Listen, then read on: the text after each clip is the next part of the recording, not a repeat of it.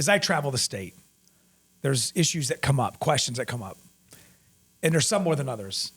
And the one that we are focusing on today is literacy, especially being a sheriff in the jail, where before it Ignite, half the inmate population could not read a menu. Doesn't matter the age. And then when you talk about people with literacy, and for those that don't struggle with it, it's hard for us to conceive until I meet people who are true adults.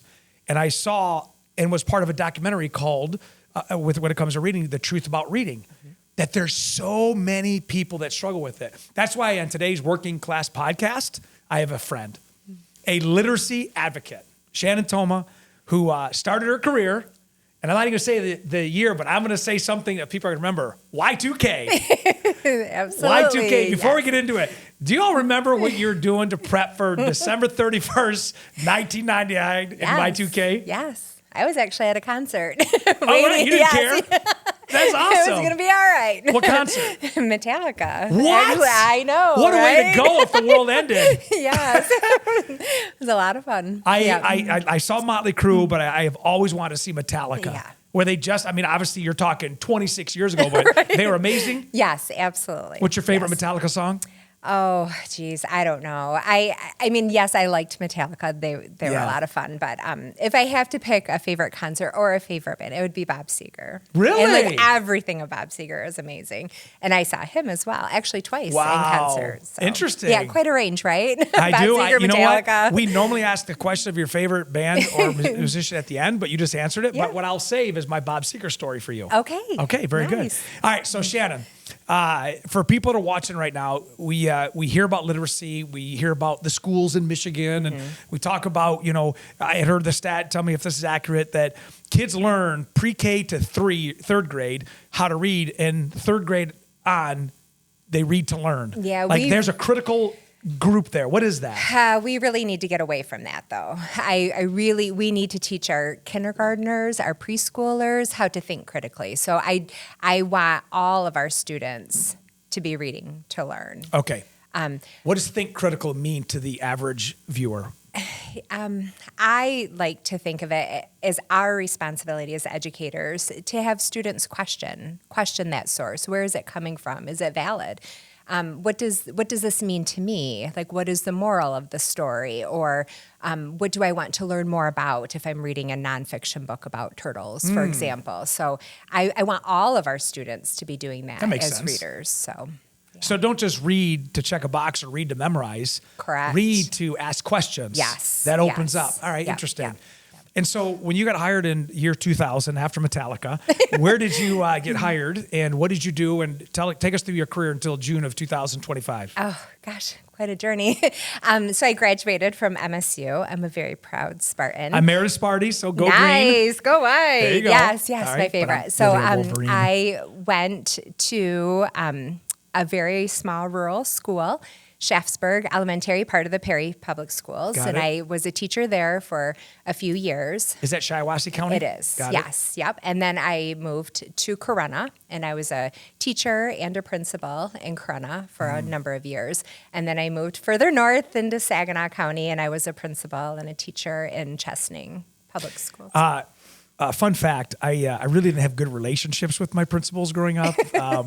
Mr. Stacy in Goodrich was like 7.5 feet tall, and I don't think I ever saw him smile. And he busted up my gum selling ring, and I've never forgiven him for that. Well, Yeah. hey, that's so I think understandable. principals now are a little different than they were back in the 80s. Well, Just saying. Were you a I fun principal or were you a scary principal? hope my students don't think I was scary. No, I think it's very important to build relationships with your staff, with your students, with the families that you serve. So I would hope that they felt a connection. But I do too remember my elementary principal, and I was scared to death of See, him there as you well. go. There you go. So maybe that was part of the So reason. when it comes to education, you obviously, it's almost like being in the dental world. Everybody starts out as a dentist, or in the sheriff's office, we start as in the jail, then we go to the road, and then you kind of go different paths. Is it a number of teachers who want to be principals, or is it a few that want to be principals? And then what makes it, a transition from teacher to principal to superintendent? How does one navigate that? I never had an aspiration to be a principal. That was never like a goal or a dream of mine. My beloved principal that I worked for, Sean McLaughlin, saw something in me that I didn't see in myself. And he and I would love to talk about like the latest research, or, we would do book studies with the staff, and he could see. This was at Corona. Yeah. Okay. Yep. And he's the one that encouraged me to look into that role. I guess I always saw myself as like a cheerleader, but as a principal, I think you need to be a cheerleader. Mm-hmm. You need to support your staff, and you need to work together to form a goal or a vision for the building. Mm-hmm. And, Sean instilled that in all of us to see where we wanted to go as a staff. And I was able to do that with the buildings that I served. And it was very rewarding. I really, sometimes I think, I actually stepped out of that role, and now I'm serving as a literacy consultant. But there are things that I do miss about, being a leader in the building. As a principal, what is like the biggest struggle or obstacle you ran into that you didn't think about moving from teacher to principal? And you were elementary principal, right? Yeah. I don't know about the biggest obstacle. I think our biggest challenge at Big Rock, for example, was when a lot of this information about the science of reading was coming out. And that was, I think, really incredibly rewarding for us as a staff, because we rallied around that research. And what was the research? So the research is saying, what are the best practices that should be happening in the elementary building to help all students become successful readers. So we dug into that research, and the research is not new. It's been actually out for over 50 years, and it's from many different fields of science. So like neurological science, and, actually even optometrists have done research and, are helping us identify those best practices. And so we looked at that data, and we tried to implement all of the best practices in our building. And so that was incredibly rewarding. But, we want change to happen fast, and it's a slow process. So it was a challenge to get it off the ground, but you saw the rewards by sticking to it. Absolutely. All right. So is that what's not being done in Michigan schools, that everybody is focusing on the 44th out of 50 in literacy? Is it just that we have different models that we aren't coalescing together, or there are models that are not being used for other reasons? Why are we 44? Well, I think, if you listen to the podcast Sold a Story, you will see that a lot of what happened when I was early in my career, companies were selling us products that were not immersed in best practices. And so we didn't have a lot of the tools. We didn't have a lot of the research at our fingertips like we do now to make those sound decisions. And we're seeing that change. And I am very proud of our state that we have put so many resources into professional development for our teachers. So like the entire elementary building in Chesaning has been through, or is currently going through, letters training. And so our state said, we're going to invest millions of dollars in this professional development, and teachers are doing it on their own time, and many without any type of stipend. And what is that development for literacy that you said you use? Letters? Letters, yep. And it is about a 2-year commitment that teachers are doing outside of their working hours to understand and to, Is that the fix? What is the That's one? That's part of it. I think, what is the one solution that we're not doing? Well, I think we are making gains. It's slow, and that's what's hard. There are many, many, many factors that are contributing to this. All right, so let's start from square one, that you are the state lead, and whatever you say in your perspective, from your experience and your research, this is what we need to do across the state. What would be that? Starting from when you do it, what the system is, how do we sustain it, how do we make sure that's scaled throughout 1.5 million students in Michigan? Well, I think many of the things that we are doing, so encouraging, I would like to say mandate, but we can't say mandate, all people to be trained in all public the science schools. Of reading. Got Absolutely. It. The science of reading. Yes, including our college students. So I think colleges need to be your 2-year programs, your 4-year degree. Mandating this. Okay. Like we have to understand. I think the PA 146, the dyslexia law, is going to help, making sure that the curricular resources that we are using are aligned to this research. Are we using tools that will help our students who are with dyslexia or who are with a learning difference? I think that's a part of it. I think, another piece of it is encouraging people to become teachers. Yeah. That is a huge, huge crisis as well. And we've seen it coming. Before we get to that, when should the science of reading be introduced to a student in Michigan? Preschool. Yes. You're talking 3 and 4 year olds. Yep, and playing with sound. So it's a lot of phonemic awareness. Give me an example of playing with sound. I say the word bat. You say the word rat. Do they rhyme? Playing with rhymes, playing with words. Breaking words into syllables. A lot of nursery rhymes. Kids are coming to us and they don't know their nursery rhymes. And so playing with words. So the answer is old school reading technology. And just reading books. What? Put the technology away, please. Please put the cell phones away. Please put the iPads away. Do you think all teachers agree with that? Oh, 100%. Nothing breaks my heart more than when you are at a restaurant and you just happen to kind of casually look around and see the families. A family. They're not talking. They're not talking. I saw the MEA actually endorse the cell phone restrictions in public schools, saying, hey, our teachers are struggling with this, and it's diverting their attention on what they need to do. 100%. Wow. But even my preschool staff that I worked with at Big Rock would say that, trying to engage students in a read aloud is challenging now. That used to be the best part of the day, just sitting down on the carpet and, having a conversation about a book. That was my favorite part of the day. Yeah. I can still hear the plastic wrap with the tape on the inside cover of a book cracking open. And literally, I remember, the smell of a book. Mm-hmm. Even like newspapers, where print newspapers, you would smell that. Yeah. There's a physiological response to that. We've moved away from that, where technology was supposed to help us, but it actually hindered us. Do you agree? Right. I do, 100%. There's nothing better than the Scholastic book order forms that would come out. That was a great day when that came in. It's almost like getting the old Toys R Us magazine. Absolutely. As a teacher, you talk about the science of reading, and we're making good progress, but how far away are we, and how do we move up? Let's just say 10 points from 44 to 34 in our 4th grade reading assessment. And would you explain, too, by the way, what NEEP is and that testing, NEAP, in the 4th grade reading, and why that's so critical? Well, I kind of want to go back to an earlier question when you talked about what other steps can we take. Yeah, okay.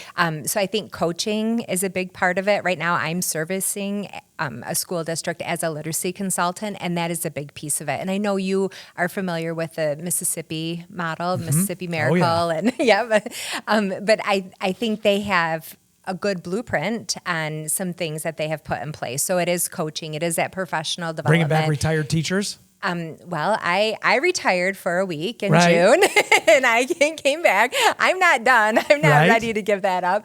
But I think, having some strong models in the school are really important. And I think, in just immersing people in these best practices is so critical, so critical.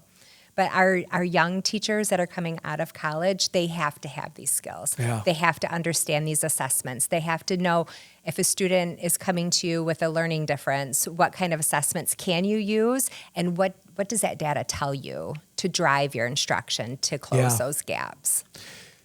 Are most school districts, I think there's 537 districts in the state of Michigan, are they most in line with this process of the science of reading platform, or is there 537 different models?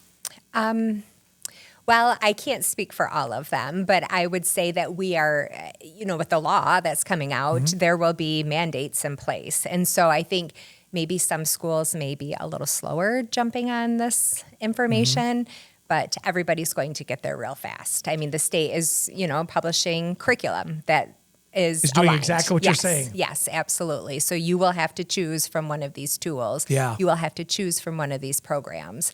And parents will be wanting to know what program is my child using. So it's slow. We want it to be fast. That could be a lightning rod too, because parents want to be involved with what their kids are learning. It's not about what they're reading. It's about the reading skill itself. Is that correct? Yes. It's not topical. Correct. It's about the skill of reading. And what are we teaching? So for example, teaching students to look at a word, the makeup of the word, prefix, suffix, breaking it into pieces. Diagramming? Not so much diagramming, but let me try to think of a word. Untie, for example. Okay. So you see the word tie, you see the prefix un. Right. So looking at those chunks, and as a student with dyslexia, they need to be specifically taught how to break those words apart. Wow. And that was not what was happening 20 years ago when I started in the field. All right, so this is a fascinating conversation because I feel like there's a lot of people that are wanting to ask the questions that I feel like I'm wanting to ask, so I appreciate you doing these. In the first, we're going to get to the untie in a minute. So my question is if we are on the right path to increase our literacy, how long is it going to take for us to see results? If the curriculum's coming out that is going back old school, right? Yes, probably old school, but I would say I'm not quite sure even I was taught like these specific skills. Like we're teaching students letter relationships, meaning so which consonant would I use at the end of a word if the vowel is a short A sound? Like I was not taught that. Right. Yeah, So there's I'm glad. specific rules that are being taught. Yeah. And our students with dyslexia need those rules. These rules, though, will benefit all students. Got so it. that's the difference. Okay. So it's not that we're teaching just these specific little things to students with dyslexia. We're teaching all students these rules. Students with dyslexia need these rules in order to be successful readers. Whereas before, they were probably not given the tools. Correct. And correct. you didn't teach that back in 2000 because you Nope. weren't taught to teach that. Absolutely. Excellent. So again, before I get to the untie, what is the projected year that we should see a uptick with us coming from 44 to even 43? I mean, can we do it in 18 months? Can we do it in 5 years? Well, I don't know that information, but I would think that it will be coming quicker, especially when by school year, I believe 27, 28, these laws will Got be in it. place. Okay. So you use the term dyslexia quite a bit. So for our viewers, take 2 examples in the word untie. How would you teach somebody who does not have dyslexia to break down or untie that word? And how would you teach somebody the exact same word and how to break that down who has dyslexia? Well, that's the thing. So we're going to teach students how to attack a word attack skills. Okay. Now, word attack skills are critical for our students with dyslexia, but all students will benefit from this. So that's the difference. So now word attack skills becomes very important. Phonics is a very important part of this. It's not everything. Yeah. There's many components to reading, but that the phonics piece is the piece that has been missing for a lot of our students. So going back to the untie example, if I were to look at a word with dyslexia and you were to teach me how to read that word, would you say UN means to undo? It means to take apart. And the word tie could be either a tie or a tie. And so do you explain it? And that's where somebody who has dyslexia understands, is you break down the word itself. And by doing that, those who don't have a dyslexia will pick it up already. So you almost attack the bigger learning curve, which will have a greater impact on those that don't have that struggle. Is that fair to say? Yes, the untie is probably a terrible example other than I'm stuck on that morphology. word. Yeah. Morphology is Yeah. a very important piece. So understanding words. So prefixes, suffixes. Okay. What do they mean? All of that. That helps somebody with dyslexia. Well, it helps all of our Right. students. But yes, and it's very critical for our students the older they get as well. So that becomes a very important piece in 3rd grade and 4th grade and 5th grade, especially when you are entering, untie is a very poor example, but like a word that has a suffix or a prefix.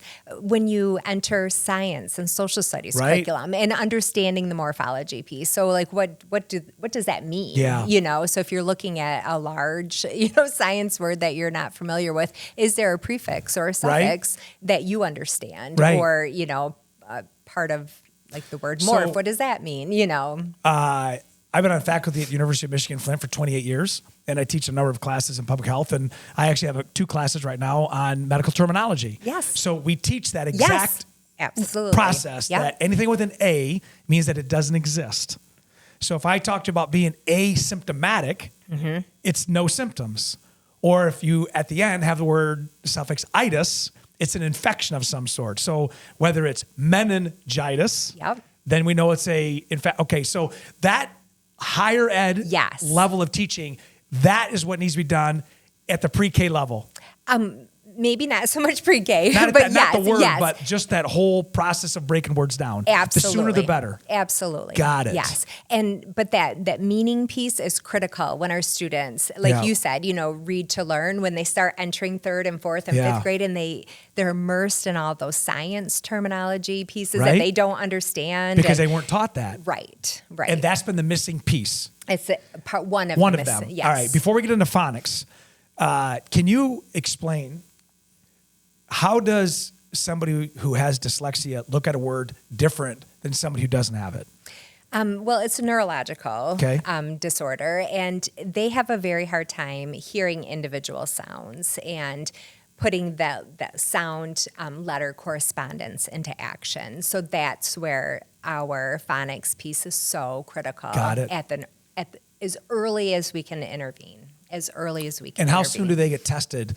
Every student get tested when it comes to, do they have a reading, you call it not, what's the word? A reading, or I call it a reading difference. I don't like to call it a disability. I don't agree. I agree. So, it's a much more humane and absolutely. They will learn. Yeah, it's going to take them. I like that. That's the first I've heard that, a reading difference. So when do you test for people who might have reading differences? Well, our kindergartners come to us, and when they enter, we do a battery of screeners on our students. The state requires that we do benchmark screening on our students 3 times a year. Every school district does this.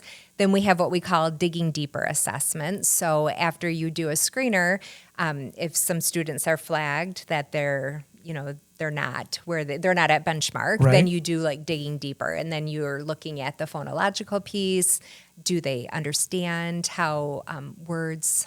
Can they hear the sounds and words? Can they break them apart? Can they rhyme? As well as phonics. So do they have letter sound correlation? And then we continue that up. So you answered my next question about phonics. Yes. It's really just looking at the letter and hearing it in your ear. Is that what phonics is? Phonics is putting sound to print. Got it. Yes. So when I say ah, the sound should register to A-H, ah. Is that... could be AH, it might be O. There's just a lot of different letters that are associated with sounds. And so you will see it's mind-blowing. When you go into it's fascinating. Elementary classrooms, you'll see what we call like the valley of sounds, sound valley, and it's a big wall that many teachers have in their classrooms, and it will show the students like how your mouth produces the sound and then the letters that are associated with it. So it's, we used to say, it doesn't take a rocket scientist to, teach whatever. It really does take a scientist to teach. It's neurological. Mm-hmm. It's 100%. It is so challenging. Yeah. And so critical. For those that may be in their 40s or 50s, we remember Hooked on Phonics. Mm-hmm. What is that, and is that coming back? I was not familiar with Hooked on Phonics. Do you remember that term, though, Hooked on Phonics? Yes, I do know the program, but I don't. I think it was teaching that exact thing, is that sound correlation with the letter and the word, which helps. And as I say, how did we get to the bottom of the barrel is because what you just said on a number of things. The curriculum that was ordered was not beta tested. It wasn't best practice. Number 2, teachers weren't taught what to teach. So now they're going back, in addition to all their other responsibilities, for 2 years of training to go do something in order to reverse course, which we're doing. And the third thing is this state now has a standardization of the process of teaching how to read. Yes. All of that is working. We're moving in the right direction. We are. Interesting. I really, everyone wishes we could do it so much faster, for sure. But we're not going backwards. Correct. So when I say to people after they ask me, about, where are you with this education model in Michigan, and they actually talk pretty negative of it. And somebody who's been an educator at the higher level, as far as education, not skill set, you can't get to a 2-year or 4-year without K through 12 or pre-K through 12 actually. And so I say we don't have a broken system. We have a system that has some gaps. Right. So if we fill those gaps in, all the other things that are working start to even out. So literacy is the number one.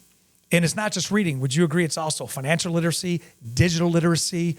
I mean, there's a lot of things that people need to learn throughout their whole, sure. K through 12 career to kind of direct them in a career path. Yes. Is there a plan for teaching that other type of literacy to prepare them for the world that they're going to go into? I believe so. I've spent my entire career in the elementary world, Got it. so I Yeah. can't speak fluently Sure. at what does that look like at the high school level. But yes, What are the most formidable years of a student's learning life? Well, they will say that it's preschool through, I say second grade. If we start to see huge gaps beyond second grade, the number of years it will take to close those is just, it's mind-blowing. So we have to catch these gaps immediately. So Pre-K to 3, third grade. I say pre-K to second. Yeah, okay. we have to. Wow. I mean, it is so critical. It's so critical. Is the void of teachers the most in elementary, middle school, or high school? Oh, I think that depends on the district. Yeah. Like Iosco County, where you're from. When you lose a teacher there, it's a devastation. Absolutely. Yeah, absolutely. And we do know, we will be losing some high school teachers. And why? Where are they going? Just retiring. So, and we knew this was coming. I mean, we had the data that, right now we're going to be losing a lot of teachers. And the student population is not changing much. Right. I think we're kind of stabilizing. Okay. So let's beta test this. You've got a school district that doesn't have all the resources that others do. When it comes to funding, I mean, I support weighted funding to help, do a baseline, but there's some districts and there's some students that require more resources, whether it's travel through busing or whether it's, special needs, whether it's services. I mean, there's a lot of things that are individual. But when it comes to teachers, my niece just graduated after 5 years of college and she started out just under $40,000. Yeah. Like that's not even a living wage. It's terrible. It's terrible. And what would be imagine if you went, I graduated from MSU. So right now, what are they saying it costs to go to MSU? Like $40,000. So for 4 years plus at MSU, you do a year-long student teaching experience, which I think is priceless. Agreed. Priceless. Yep. So then, but I had to take graduate courses during that student teaching year. So now add graduate coursework on top of it. But MSU is number 1 in the nation for elementary education. So I, as a very proud Spartan, think that is priceless. And I was able to walk out of there with an amazing experience and the best educators. Yeah. But I would also be at about $200,000 in debt. I mean, that's crazy. And we're going to pay you maybe $40,000. Oh, and you don't have a guaranteed pension. And you will have to pay for your health care. And you don't have maternity leave because we have FMLA. And you get $1,000 for your entitled dental plan. So make sure you brush your teeth and floss. You could probably claim $250 on your taxes for the school supplies that you're going to purchase. That you have to buy for your own class. You have to buy for yourself. Ridiculous. So my husband, I know these first few years when I was a teacher. Oh, he's mad. It's like, how many read-alouds do you need to buy? I mean, just the amount of money that I spent in my classroom. But I wanted my students to have those resources. I mean, I see that teachers and educators are like missionaries, I mean, you love it more than the fame and fortune. Oh, it's a calling. It truly is a calling. I can't imagine doing anything else that would be as rewarding as that. So, I noticed when I first started back in 1998, my class would be, if I had to guess, half early educators in that curriculum. Now, I never get that. After all these years, they're in, PT, they're in pre-med, they're in, sociology. Where's all the early education students? What do we do? What's the plan? I I'm not sure. I mean, we need to pay them more. I would like to say that is, on the horizon. Yeah. But I mean, is it? I mean, Yeah. the second you say that, then you have people say, "Oh, well, you have your summers off." Well, I don't really. I would be remiss to say, like, how many summers off did I really have? Maybe 2. I think there's a lot of misconceptions. Absolutely. I mean, the number of trainings that I went to, redoing my classroom, like all of that. And your day doesn't end at 3:20 when the kids go on the bus, because now you're doing papers and you're doing preparing for the next day. All that to say, somebody who is from afar looking in to say, okay, how do you solve problems? How do you make order out of chaos? And I was asked some time ago at an MBA forum, and that very question of what do we do to retain teachers? What do we do to recruit teachers? And I said, like any profession that people rely on, education, public safety, healthcare, like these are baselines. Everything in anybody's life revolves around feeling healthy, getting an education, and being safe. Education is the backbone of all of that. Absolutely. And if we don't rise to the level of making that a priority, then we won't have people to educate those who need to be educating. And so my thing is, what is the baseline salary? I said between $60,000 and $80,000 to start.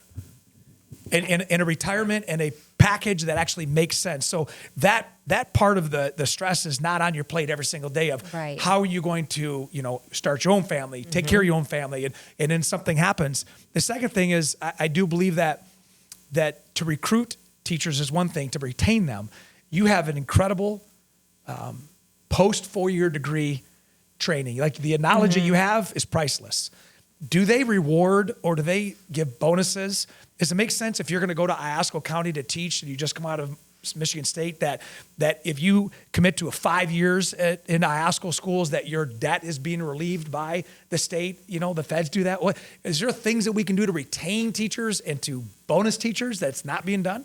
I think that'd be amazing. I think another big piece that a lot of new teachers will say is some type of like strong mentorship program, some type of way that we can connect with one another and provide support for one another.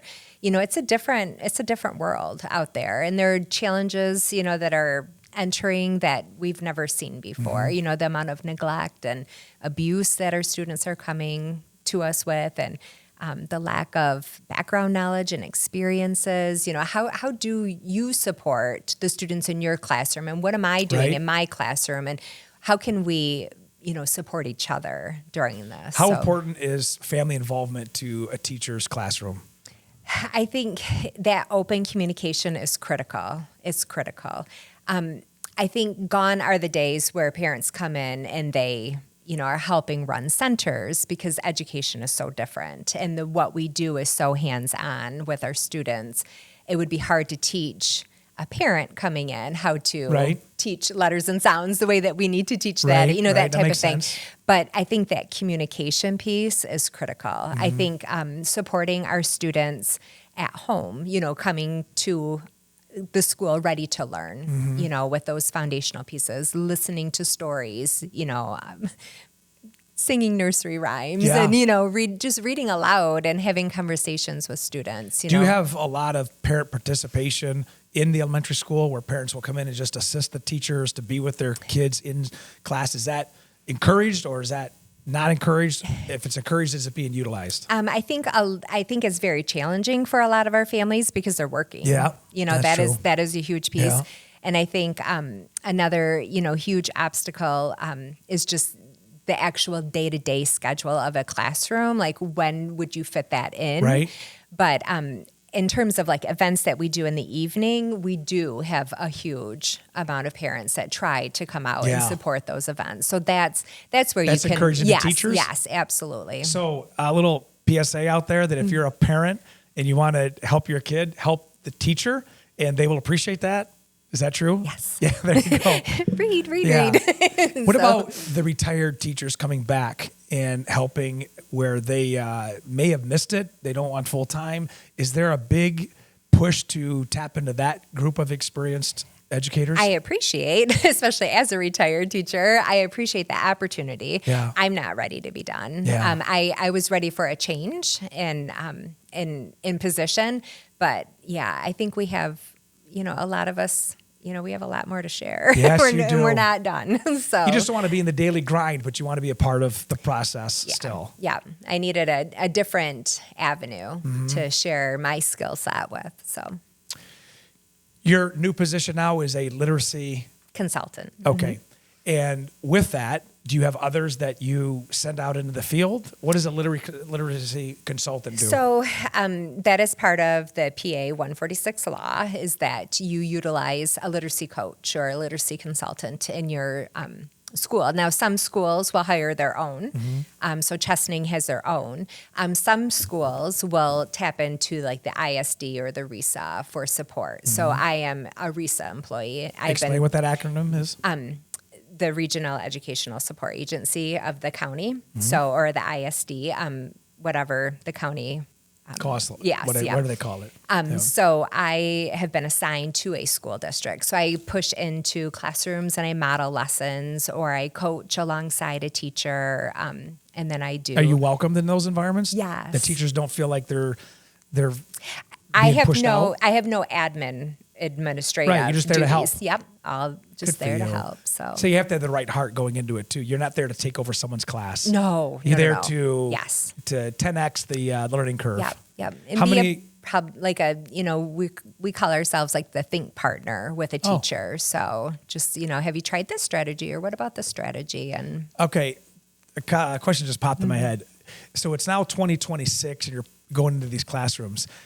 What is different about the teachers now than the teachers were 26 years ago? well, I think some teachers have a different path that they've taken to enter the classroom. So back when I entered the field, we went through like a 4-year program. Now there are different paths that people can take. So I think they bring different skill set to the classroom, maybe different experiences as well. So that I've would noticed be a it too. I difference. mean, I've had retirees leave the sheriff's office Yes. to go, and because of their work experience and their life experience, they've taken a couple classes and they have their own classrooms. Right. So that's changed. Yes. I think there's a benefit to that, to create more of a pool of teachers. Is that frowned upon, or is that appreciated in the teacher world? I think it's, absolutely acceptable to Yeah. have, teachers from different skill sets or Yeah. different, realms, come in to the school Yeah. setting. But I think with it comes some challenges, and that's where that partnership, that mentoring Right. comes into play. How critical are paraprofessionals, also known as parapros? We could not do our job without our parapros. We could not do our job. There's no way. There's no way we could close the gaps without them. And what do they do are to help a teacher? Critical. Absolutely critical. What do they do? So they are on the front line servicing those students and, providing those interventions that you and I talked about. Yeah. So absolutely. We couldn't do it without them. And do you know their average pay is $15 an hour? If they're lucky. It's terrible. Absolutely terrible. I know there's a limit on everything, what the budget is and all this, but I will tell you, if we don't as a society take advantage and take care of the people that are training the next generation, then we are not going to be competitive, and we're not going to provide a life that is just not even suitable, but enjoyable. Absolutely. And it comes down to that, like you just said, pre-K to second grade. And when I went to school, we didn't have parapros. Teachers did it all. But that was nice back then. Today, the world is different. Absolutely. Parapros, teachers that are appreciated, that are not only appreciated, but have a plan to stay in this business for a long time, that don't have to jump because they can't afford to live their life as a teacher, so they do other businesses. You just took that talent out. But also those like you that just have so much to offer, to bring them back into the setting. I think, as I said, the MEA, there's an algorithm that we need to put into place. It's not just one answer. Just like you said in literacy, it's not just the science of reading. Right. It's not just phonics. It's the entire algorithm. 100%. Absolutely. Interesting. Absolutely. As we wrap this up, you yourself are described not only as a teacher, an author, and a philanthropist. And the fact that you give back even after you've done your tour of duty, so to speak? What is the joy that you experience now that's different than when you were in the business full time? I think I can step back and look at things through the different lenses that I've worked in the field in, so I can see things through an admin role. I can see things through the lens of a teacher. That's been fun. I can see myself in some of these new teachers that are in the field and their passion and their energy. And I love that. My niece too just graduated, and so I love to say, how about I buy those Valentine gifts for your classroom? I love. How many teachers are buying supplies for their class? Be honest. Every single teacher. That's crazy. Every single you can't do your job, and it doesn't even matter if you're at the high school level. You are buying. That'd be like things me making sure that when I worked at the sheriff's office that I bought my own gun and bought my own boots and absolutely, and made sure I had my uniform that. Okay. And then you think about our students. They're coming to us. They're spending how many hours of their day with us, and more so with you than their families. You want your classroom to be beautiful and welcoming, and in a safe environment. What's one of the hardest topics to teach? Oh gosh, hardest topics, probably science. I just don't really love it. Yeah, so that was you gotta love it to teach it. Yeah, I mean it was just yeah. Interesting. That's not terrible. I know we're getting to the end. I've said this before, but one question leads to the other. School boards and their involvement with your day-to-day work. I mean, do they really have an impact on your job as a teacher? Yes, they do. Not that they're necessarily in my room but their support is priceless.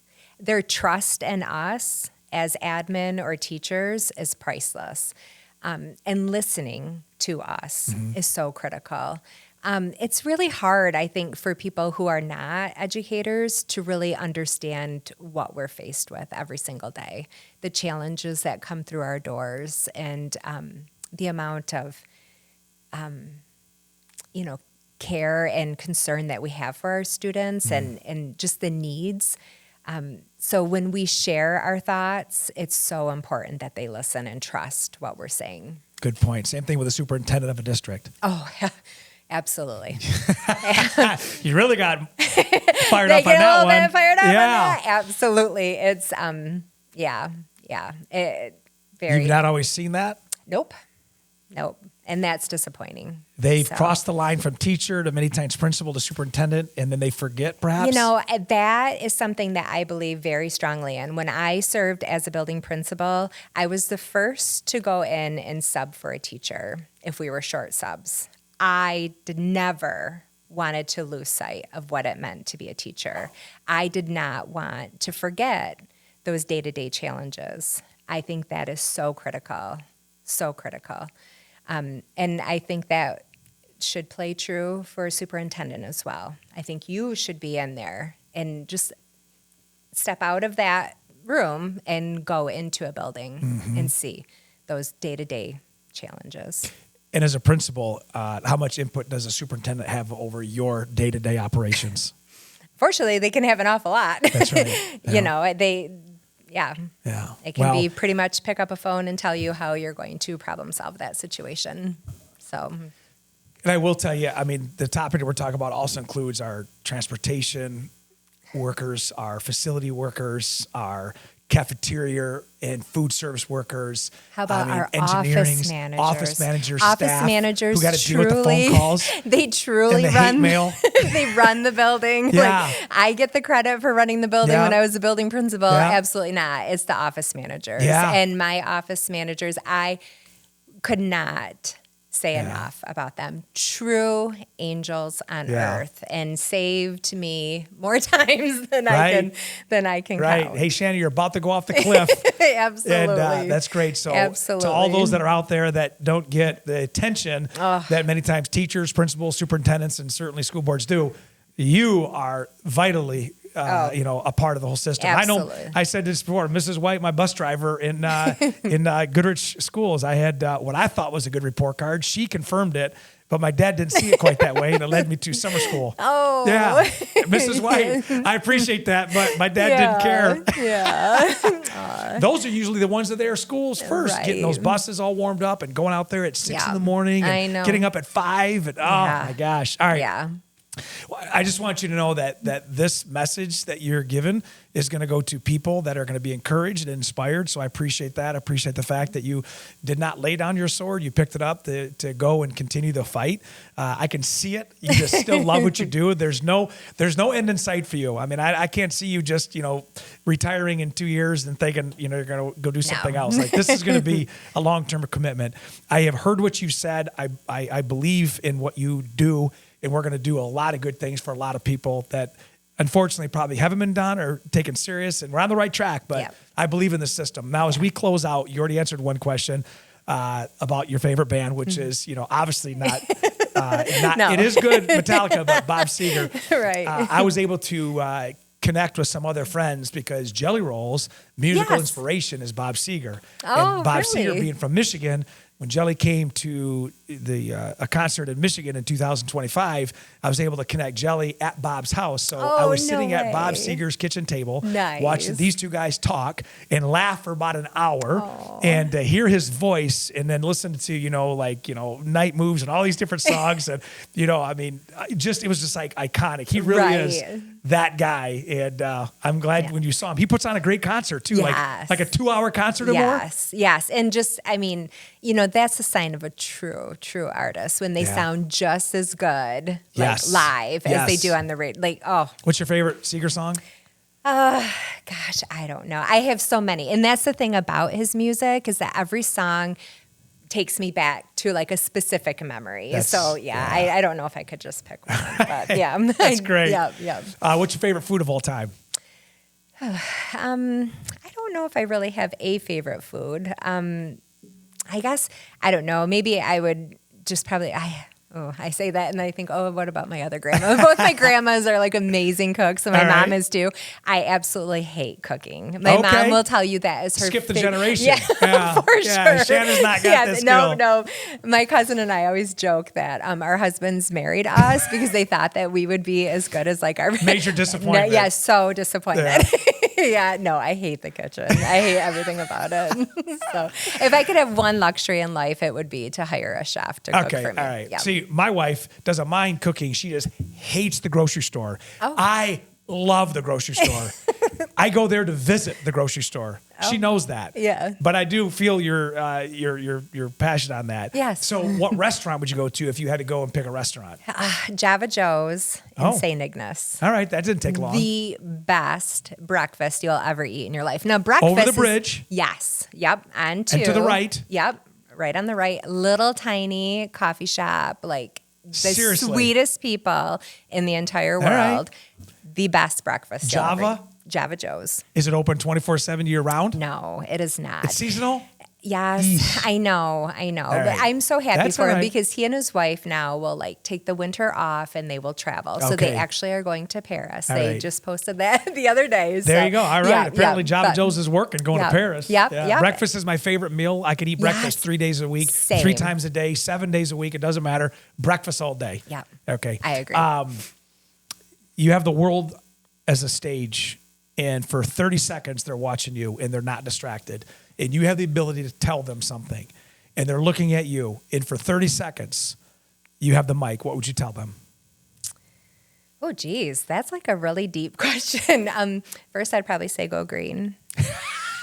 Turn off half sure. the crowd. All right. Then we'd probably do the fight song. Yeah. And then I would absolutely stress the importance of reading. If I could instill one gift in a student, it would be to find that joy and passion in reading. I think there's just so much that comes from that. You can find peace, you can find lessons, you learn information. It's critical. It's critical. Yeah.